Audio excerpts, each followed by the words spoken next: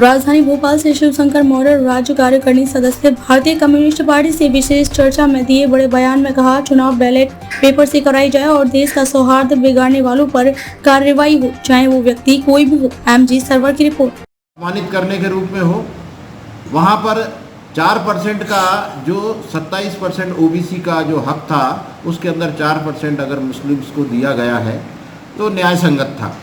लेकिन अमित शाह के इंटरवेंशन से उन्होंने अलग अलग करके 2% लिंगायत को दिया, 2% अन्य समुदाय को दे करके ये बताने का प्रयास किया है कि हम इस प्रकार से भी, जैसे कि संविधान से नहीं चल के हम अपने मर्जी से हम चल रहे हैं।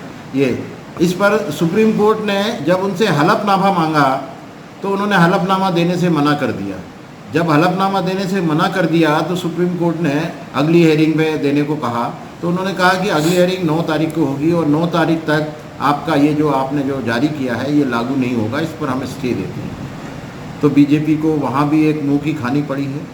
तो हमारा ये कहना है कि जो संविधान के बारे में, जो संविधान के अनुसार ही देश को चलाना चाहिए, इससे हमें ये प्रतीत नहीं होता कि ये संविधान के रक्षक हैं।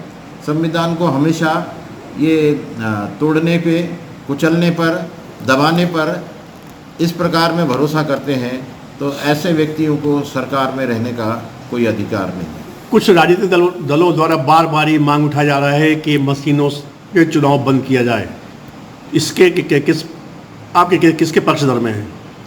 लोकतंत्र में अगर सभी राजनीतिक पार्टियां अगर ये तय करती हैं कि भाई हम ही को जीतना है और हम ही को हारना है, तो हम जो प्रणाली चाहते हैं जो ज़्यादा से ज़्यादा पारदर्शी हो वो लागू की जाए।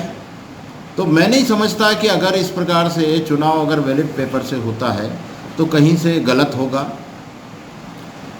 क्यों? उसमें और शंका कुशंका जो उठती हैं, चुनाव आयोग पर उठती हैं, जिस प्रकार से चुनाव आयोग की नियुक्ति पे उठती हैं, चुनाव आयोग पे उठती हैं, ये और चुनाव आयोग की हमारी आधारशिला मजबूत होगी, ऐसा मेरा मानना है।